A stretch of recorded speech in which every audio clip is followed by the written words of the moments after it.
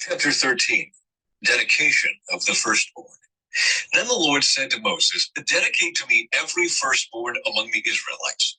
The first offspring to be born of both humans and animals belongs to me. So Moses said to the people, this is a day to remember forever, the day you left Egypt, the place of your slavery. Today the Lord has brought you out by the power of his mighty hand. Remember, eat no food containing yeast. On this day in early spring, in the month of Abib, you have been set free. You must celebrate this event in this month each year after the Lord brings you into the land of the Canaanites, Hittites, Amorites, Hivites, and Jebusites. He swore to your ancestors that he would give you this land, a land flowing with milk and honey. For 7 days, the bread you eat must be made without yeast. Then on the seventh day, celebrate a feast to the Lord. Eat bread without yeast during those 7 days. In fact, there must be no yeast bread or any yeast at all found within the borders of your land during this time. On the seventh day, you must explain to your children, I am celebrating what the Lord did for me when I left Egypt. This annual festival will be a visible sign to you, like a mark branded on your hand or your forehead. Let it remind you always to recite this teaching of the Lord. With a strong hand, the Lord rescued you from Egypt. So observe the decree of this festival at the appointed time each year. This is what you must do when the Lord fulfills the promise he swore to you and to your ancestors.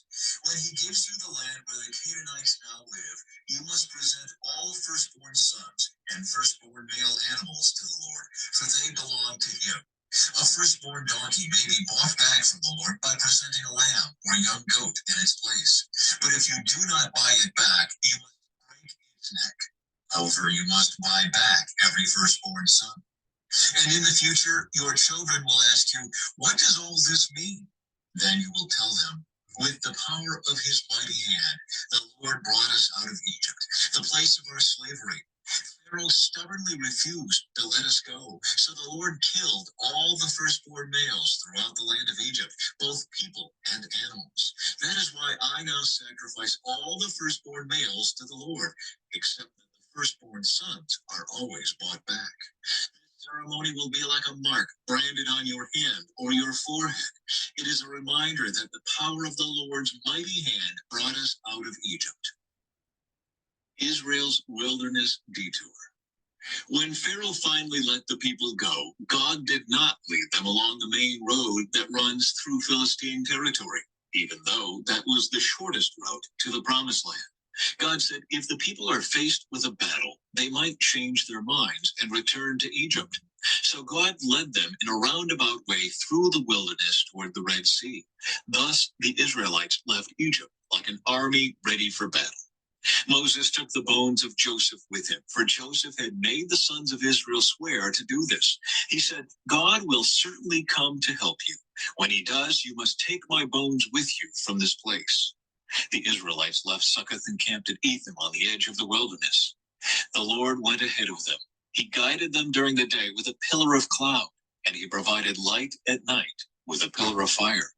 This allowed them to travel by day or by night. And the Lord did not remove the pillar of cloud or pillar of fire from its place in front of the people.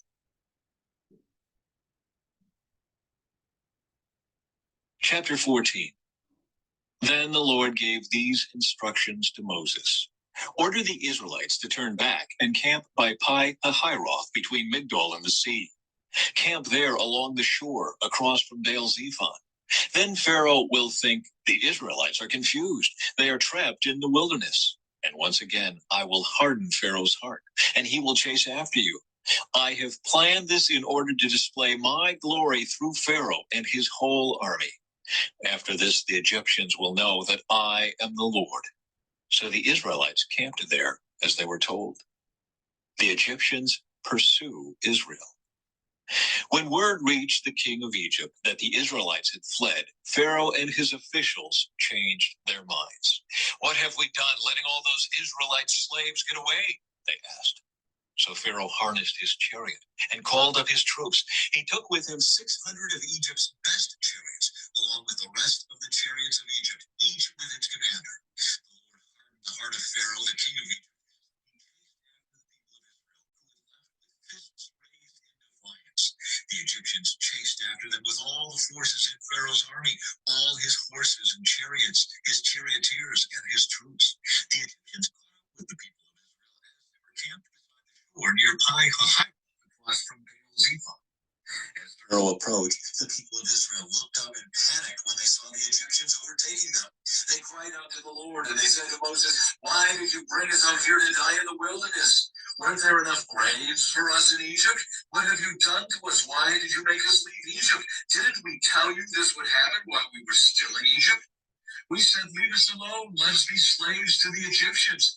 It's better to be a slave in Egypt than a corpse in the wilderness." But Moses told the people, "Don't be afraid. Just stand still and watch the Lord rescue you today. The Egyptians you see today will never be seen again. The Lord himself will fight for you. Just stay calm."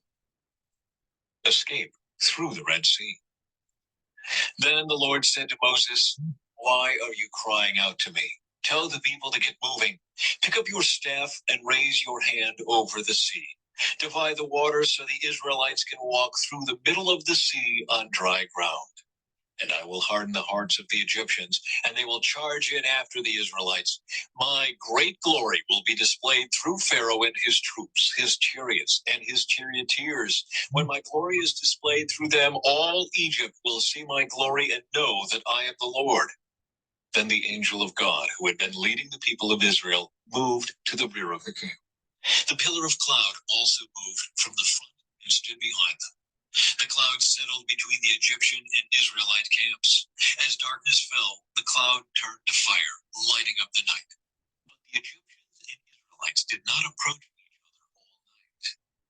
Then Moses raised his hand over the sea, and the Lord opened up a path through the water with a strong east wind. The wind blew all that night, turning the seabed into dry land. So the people of Israel walked through the middle of the sea on dry ground with walls of water on each side. Then the Egyptians, all of Pharaoh's horses, chariots, and charioteers, chased them into the middle of the sea. But just before dawn, the Lord looked down on the Egyptian army from the pillar of fiery cloud, and he threw their forces into total confusion. He twisted their chariots, difficult to drive. Away from these Israelites, the Egyptian shouted. "The Lord is fighting for them against Egypt." When all the Israelites had reached the other side, the Lord said to Moses, "Raise your hand over the sea again, and the waters will rush back and cover the Egyptians and their chariots and charioteers." So as the sun began to rise, Moses raised his hand over the sea, and the water rushed back into its usual place. The Egyptians tried to escape, but the Lord swept them into the sea. The waters returned and covered all the chariots and charioteers, the entire army of Pharaoh, all the Egyptians who had chased the Israelites into the sea. Not a single one survived. But the people of Israel walked through the middle of the sea on dry ground, as the waters stood up like a wall on both sides. That is how the Lord rescued Israel from the hand of the Egyptians that day. And the Israelites saw the bodies of the Egyptians washed up on the seashore. When the people of Israel saw the mighty power that the Lord had unleashed against the Egyptians, they were filled with awe before him. They put their faith in the Lord and in his servant Moses.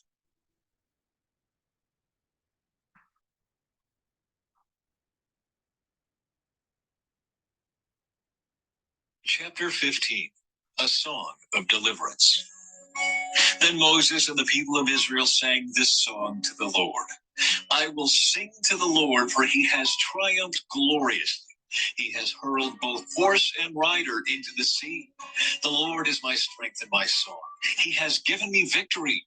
This is my God, and I will praise him, my father's God, and I will exalt him. The Lord is a warrior. Yahweh is his name. Pharaoh's chariots and army he has hurled into the sea. The finest of Pharaoh's officers are drowned in the Red Sea. The deep waters gushed over them. They sank to the bottom like a stone. Your right hand, O Lord, is glorious in power. Your right hand, O Lord, smashes the enemy. In the greatness of your majesty, you overthrow those who rise against you. You unleash your blazing fury. It consumes them like straw. At the blast of your breath, the waters piled up. The surging waters stood straight like a wall. In the heart of the sea, the deep waters became hard. The enemy boasted, I will chase them and catch up with them. I will plunder them and consume them. I will flash my sword. My powerful hand will destroy them.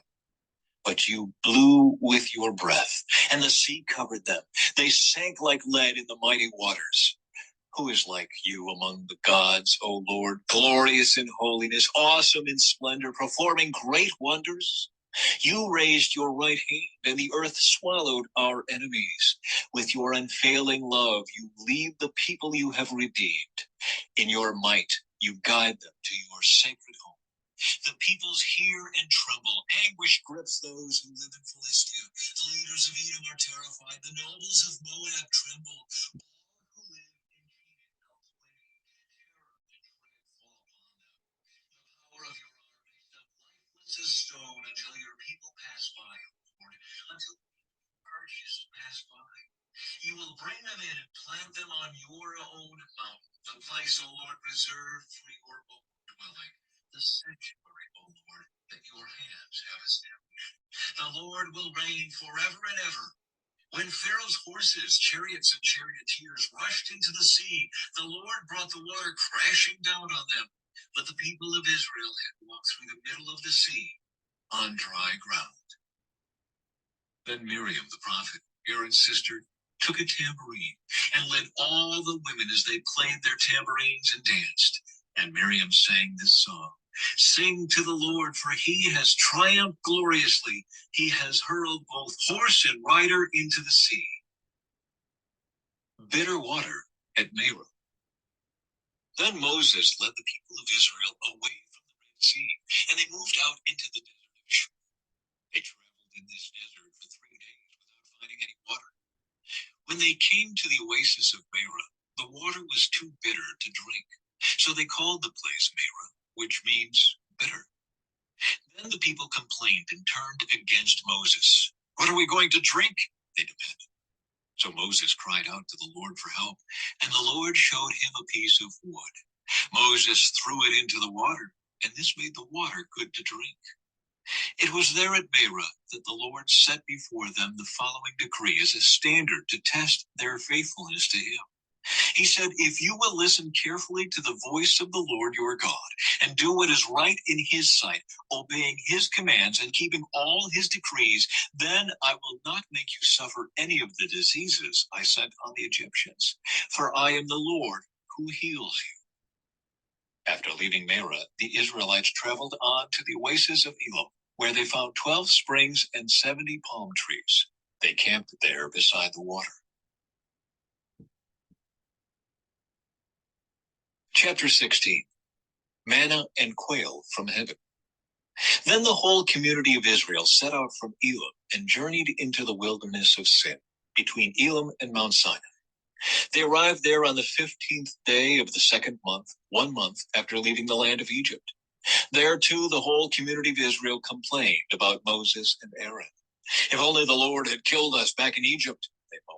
There we sat around pots filled with meat and ate all the bread we wanted, but now you have brought us into this wilderness to starve us all to death. Then the Lord said to Moses, look, I'm going to rain down food from heaven for you. Each day the people can go out and pick up as much food as they need for that day. I will test them in this to see whether or not they will follow my instructions. On the 6th day, they will gather food, and when they prepare it, there will be twice as much as usual. So Moses and Aaron said to all the people of Israel, by evening you will realize it was the Lord who brought you out of the land of Egypt. In the morning you will see the glory of the Lord, because he has heard your complaints, which are against him, not against us. What have we done that you should complain about us? Then Moses added, the Lord will give you meat to eat in the evening and bread to satisfy you in the morning, for he has heard all your complaints against him. What have we done? Yes, your complaints are against the Lord, not against us. Then Moses said to Aaron, announce this to the entire community of Israel. Present yourselves before the Lord, for he has heard your complaining. And as Aaron spoke to the whole community of Israel, they looked out toward the wilderness. There they could see the awesome glory of the Lord in the cloud. Then the Lord said to Moses, I have heard the Israelites' complaints. Now tell them, in the evening you will have meat to eat, and in the morning you will have all the bread you want. Then you will know that I am the Lord your God. That evening, vast numbers of quail flew in and covered the camp, and the next morning the area around the camp was wet with dew. When the dew evaporated, a flaky substance as fine as frost blanketed the ground. The Israelites were puzzled when they saw it. What is it? They asked each other. They had no idea what it was. And Moses told them, it is the food the Lord has given you to eat. These are the Lord's instructions. Each household should gather as much as it needs. Pick up 2 quarts for each person in your tent. So the people of Israel did as they were told. Some gathered a lot, some only a little. But when they measured it out, everyone had just enough. Those who gathered a lot had nothing left over, and those who gathered only a little had enough. Each family had just what it needed. Then Moses told them, do not keep any of it until morning. But some of them didn't listen and kept some of it until morning. But by then it was full of maggots and had a terrible smell. Moses was very angry with them.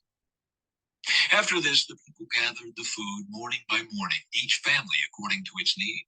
And as the sun became hot, the flakes they had not picked up melted and disappeared.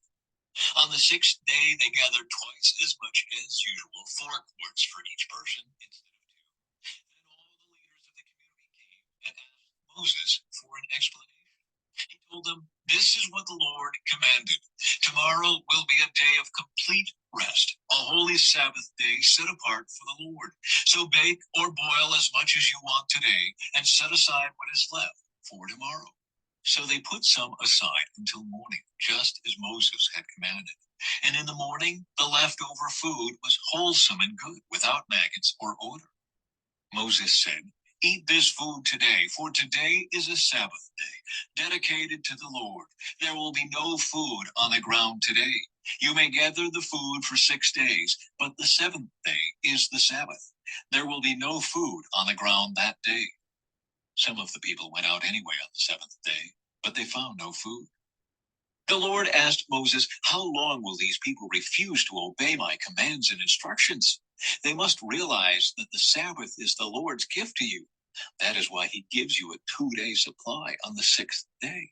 So there will be enough for 2 days. On the Sabbath day, you must each stay in your place. Do not go out to pick up food on the 7th day. So the people did not gather any food on the 7th day. The Israelites called the food manna. It was white like coriander seed, and it tasted like honey wafers. Then Moses said, this is what the Lord has commanded. Fill a 2-quart container with manna to preserve it for your descendants.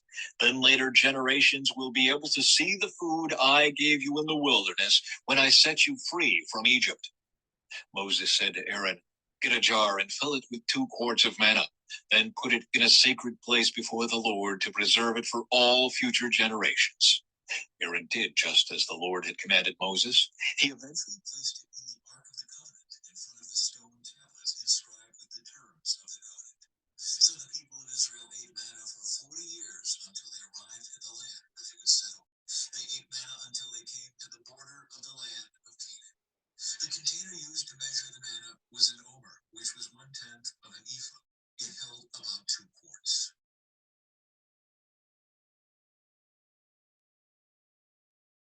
Chapter 17. Water from the rock.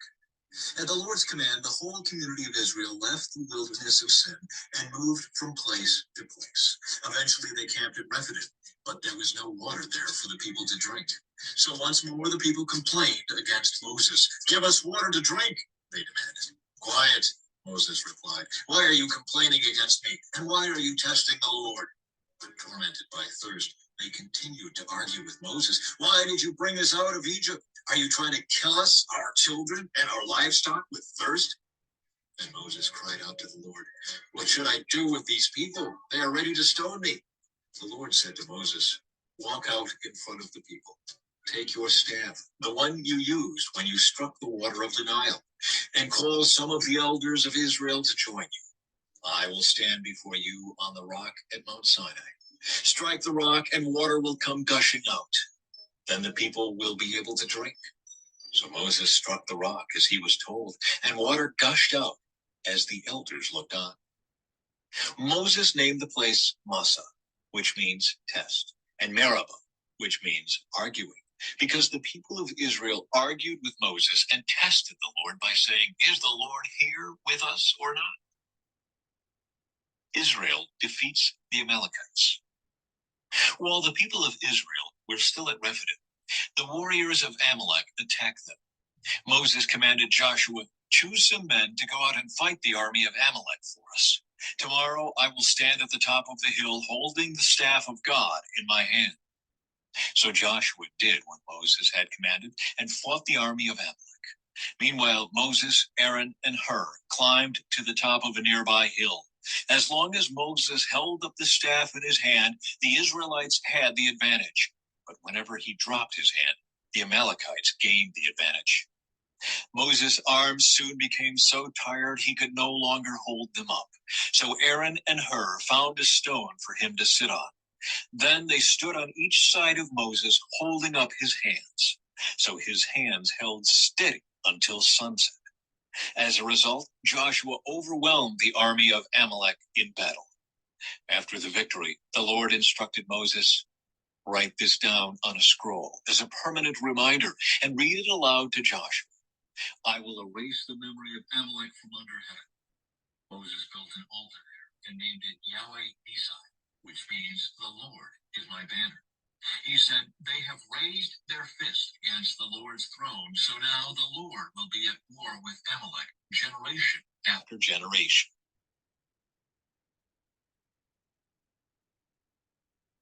Chapter 18. Jethro's visit to Moses. Moses' father-in-law, Jethro, the priest of Midian, heard about everything God had done for Moses and his people, the Israelites. He heard especially about how the Lord had rescued them from Egypt. Earlier, Moses had sent his wife Zipporah and his 2 sons back to Jethro, who had taken them in. Moses' first son was named Gershom, for Moses had said when the boy was born, "I have been a foreigner in a foreign land." His second son was named Eleazar, for Moses had said, "The God of my ancestors was my helper. He rescued me from the sword of Pharaoh." Jethro, Moses' father-in-law, now came to visit Moses in the wilderness. He brought Moses' wife and 2 sons with him, and they arrived while Moses and the people were camped near the mountain of God. Jethro had sent a message to Moses saying, "I, Jethro, your father-in-law, am coming to see you with your wife and your 2 sons."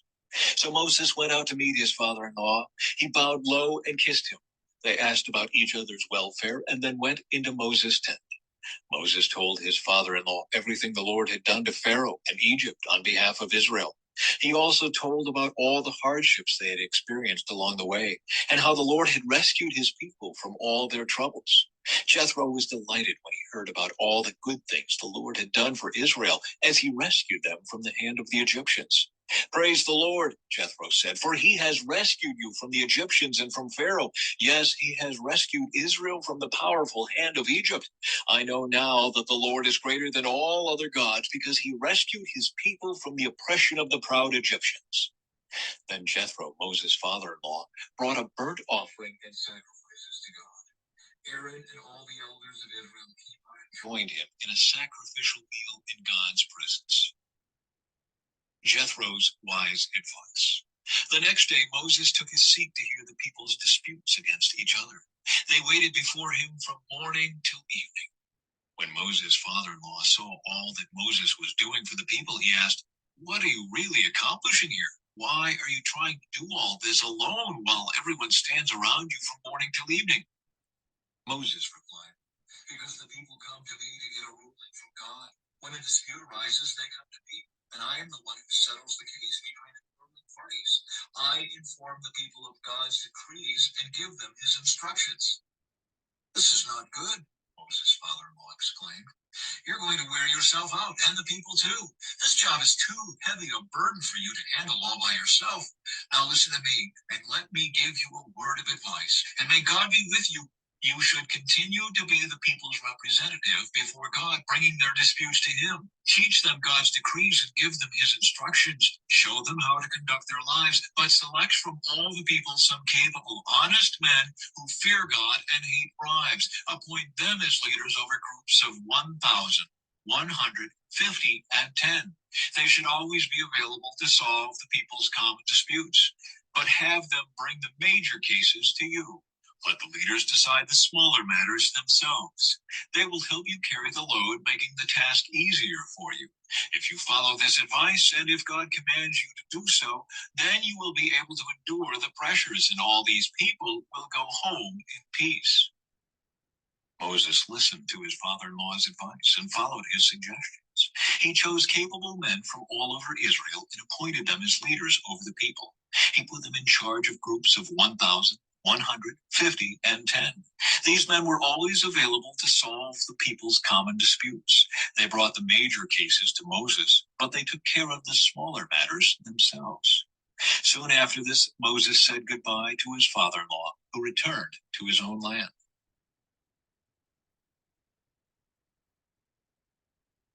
Chapter 19.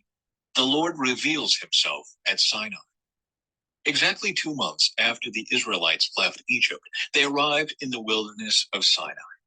After breaking camp at Rephidim, they came to the wilderness of Sinai and set up camp there at the base of Mount Sinai. Then Moses climbed the mountain to appear before God. The Lord called to him from the mountain and said, "Give these instructions to the family of Jacob. Announce it to the descendants of Israel. You have seen what I did to the Egyptians. You know how I carried you on eagle's wings and brought you to myself. Now, if you will obey me and keep my covenant, you will be my own special treasure from among all the peoples on earth, for all the earth belongs to me. And you will be my kingdom of priests, my holy nation. This is the message you must give to the people of Israel." So Moses returned from the mountain and called together the elders of the people and told them everything the Lord had commanded him. And all the people responded together, "We will do everything the Lord has commanded." So Moses brought the people's answer back to the Lord. Then the Lord said to Moses, "I will come to you in a thick cloud, Moses, so the people themselves can hear me when I speak with you. Then they will always trust you." Moses told the Lord what the people had said. Then the Lord told Moses, "Go down and prepare the people for my arrival. Consecrate them today and tomorrow, and have them wash their clothing. Be sure they are ready on the 3rd day, for on that day the Lord will come down on Mount Sinai as all the people watch. Mark off a boundary all around the mountain. Warn the people, be careful, do not go up on the mountain or even touch its boundaries. Anyone who touches the mountain will certainly be put to death. No hand may touch the person or animal that crosses the boundary. Instead, stone them or shoot them with arrows. They must be put to death. However, when the ram's horn sounds a long blast, then the people may go up on the mountain." So Moses went down to the people. He consecrated them for worship, and they washed their clothes. He told them, "Get ready for the 3rd day, and until then, abstain from having sexual intercourse."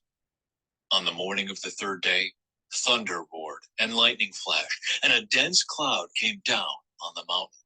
There was a long, loud blast from a ram's horn, and all the people trembled. Moses led them out from the camp to meet with God, and they stood at the foot of the mountain. All of Mount Sinai was covered with smoke because the Lord had descended on it in the form of fire. The smoke billowed into the sky like smoke from a brick kiln, and the whole mountain shook violently. As the blast of the ram's horn grew louder and louder, Moses spoke, and God thundered his reply. The Lord came down on the top of Mount Sinai and called Moses to the top of the mountain. So Moses climbed the mountain. Then the Lord told Moses, "Go back down and warn the people not to break through the boundaries to see the Lord, or they will die. Even the priests who regularly come near to the Lord must purify themselves so that the Lord does not break out and destroy them." "But Lord," Moses protested, "the people cannot come up to Mount Sinai. You already warned us. You told me mark off a boundary all around the mountain to set it apart as holy." But the Lord said, Go down and bring Aaron back up with you. In the meantime, do not let the priests or the people break through to approach the Lord, or he will break out and destroy them." So Moses went down to the people and told them what the Lord had said.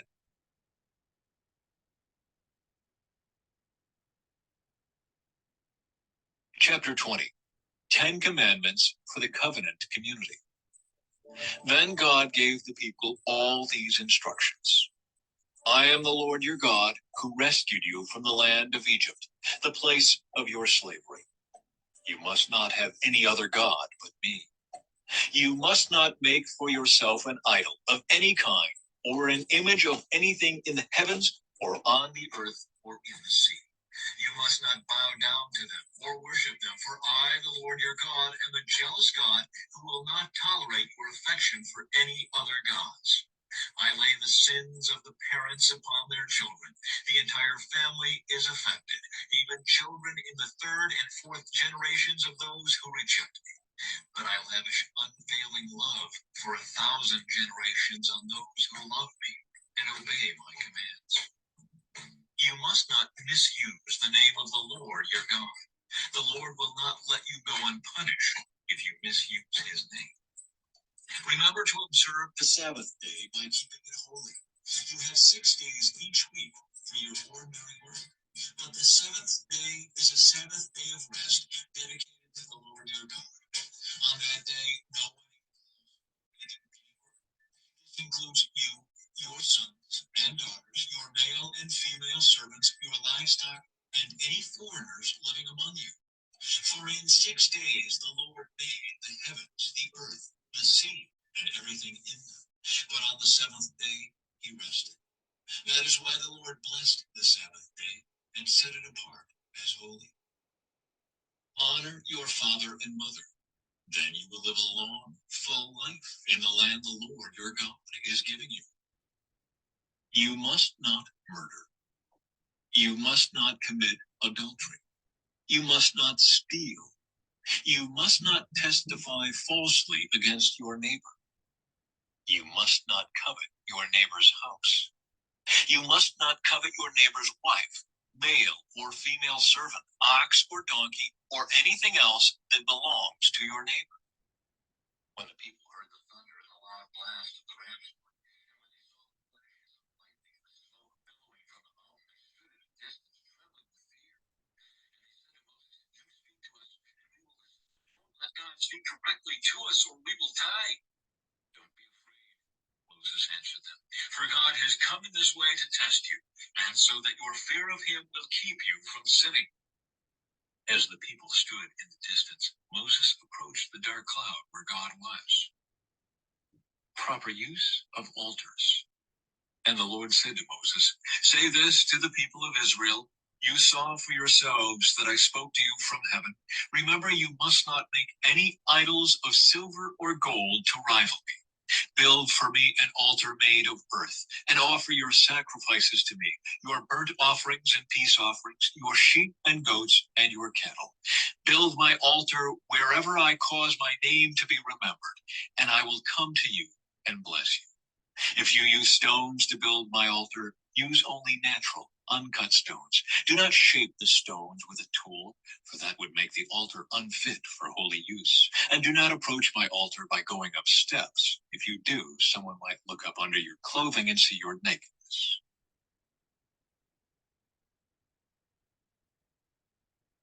Chapter 21. Fair treatment of slaves. These are the regulations you must present to Israel. If you buy a Hebrew slave, he may serve for no more than 6 years. Set him free in the 7th year, and he will owe you nothing for his freedom. If he was single when he became your slave, he shall leave single. But if he was married before he became a slave, then his wife must be freed with him. If his master gave him a wife while he was a slave, and they had sons or daughters, then only the man will be free in the 7th year, but his wife and children will still belong to his master. But the slave may declare, "I love my master, my wife, and my children. I don't want to go free." If he does this, his master must present him before God. Then his master must take him to the door or doorpost and publicly pierce his ear with an awl. After that, the slave will serve his master for life. When a man sells his daughter as a slave, she will not be freed at the end of 6 years, as the men are. If she does not satisfy her owner, he must allow her to be bought back again. But he is not allowed to sell her to foreigners, since he is the one who broke the contract with her. But if the slave's owner arranges for her to marry his son, he may no longer treat her as a slave, but as a daughter. If a man who has married a slave wife takes another wife for himself, he must not neglect the rights of the first wife to food, clothing, and sexual intimacy. If he fails in any of these three obligations, she may leave as a free woman without making any payment. Cases of personal injury. Anyone who assaults and kills another person must be put to death. But if it was simply an accident permitted by God, I will appoint a place of refuge where the slayer can run for safety. However, if someone deliberately kills another person, then the slayer must be dragged even from my altar and be put to death. Anyone who strikes father or mother must be put to death. Kidnappers must be put to death, whether they are caught in possession of their victims or have already sold them as slaves. Anyone who dishonors father or mother must be put to death. Now suppose two men quarrel, and one hits the other with a stone or fist, and the injured person does not die, but is confined to bed. If he is later able to walk outside again, even with a crutch, the assailant will not be punished, but must compensate his victim for lost wages and provide for his full recovery. If a man beats his male or female slave with a club, and the slave dies as a result, the owner must be punished. But if the slave recovers within a day or two, then the owner shall not be punished, since the slave is his property. Now suppose two men are fighting, and in the process they accidentally strike a pregnant woman, so she gives birth prematurely. If no further injury results, the man who struck the woman must pay the amount of compensation the woman's husband demands, and the judges approve. But if there is further injury, the punishment must match the injury. A life for a life, an eye for an eye, a tooth for a tooth, a hand for a hand, a foot for a foot, a burn for a burn, a wound for a wound, a bruise for a bruise. If a man hits his male or female slave in the eye and the eye is blinded, he must let the slave go free to compensate for the eye. And if a man knocks out the tooth of his male or female slave, he must let the slave go free to compensate for the tooth. If an ox gores a man or woman to death, the ox must be stoned, and its flesh may not be eaten. In such a case, however, the owner will not be held liable. But suppose the ox had a reputation for goring, and the owner had been informed but failed to keep it under control. If the ox then kills someone, it must be stoned, and the owner must also be put to death. However, the dead person's relatives may accept payment to compensate for the loss of life. The owner of the ox may redeem his life by paying whatever is demanded. The same regulation applies if the ox gores a boy or a girl. But if the ox gores a slave, either male or female, the animal's owner must pay the slave's owner 30 silver coins, and the ox must be stoned. Suppose someone digs or uncovers a pit and fails to cover it, and then an ox or a donkey falls into it. The owner of the pit must pay full compensation to the owner of the animal, but then he gets to keep the dead animal. If someone's ox injures a neighbor's ox, and the injured ox dies, then the two owners must sell the live ox and divide the price equally between them. They must also divide the dead animal. But if the ox had a reputation for goring, yet its owner failed to keep it under control, he must pay full compensation, a live ox for the dead one, but he may keep the dead ox.